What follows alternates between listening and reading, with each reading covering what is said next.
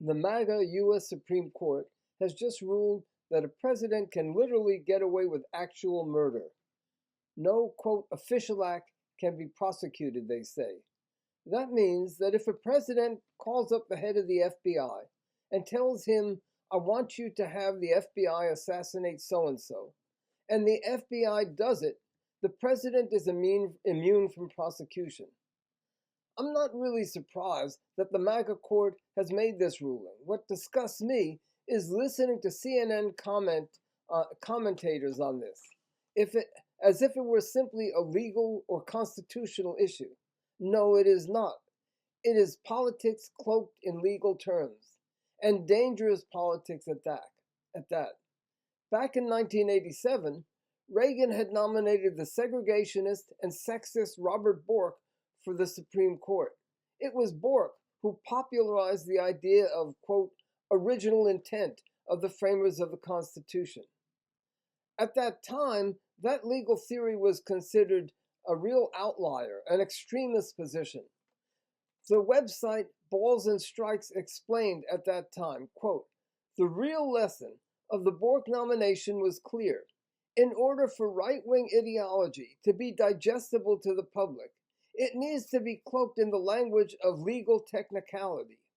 Issues of politics and principle, from civil rights to voting rights and reproductive freedom, must be carefully reframed as matters of rote constitutional interpretation. For every reactionary political position, they built a conveniently adjacent legal doctrine, end quote. That is exactly what is happening here. They are building legal or constitutional doctrines to justify destruction of democratic rights.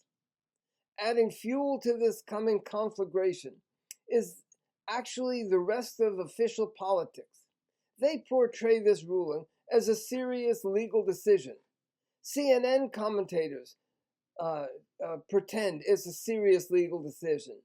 Even the three non-MAGA injustices who decided otherwise take the decision seriously. It is no more a decision about law than was Bork's view that the original intent of the framers of the Constitution is the be-all and end-all. And by the way, we will have a lot more to say about Bork's view on and original intent in the future. It is simply a political decision aimed at getting Trump and his far right-wing politics off the hook and back into complete power, just as was their multi-month delay in the first place.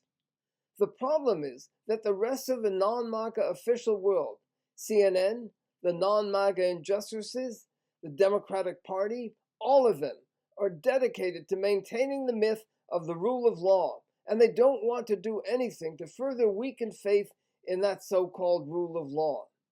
If there were a Supreme Court justice who was really dedicated to stopping MAGA and stopping our democratic rights from being trampled on, more than maintaining the faith in the rule of law, they would have been screaming to the high heavens about what's going on in that court before this ruling came down. Same with the media, which pretends this is a serious legal constitutional issue. Same with the Democrats. And as far as the leaders of the only working class organizations that exist in the United States, the union leaders, nobody takes them seriously. They don't even take themselves seriously.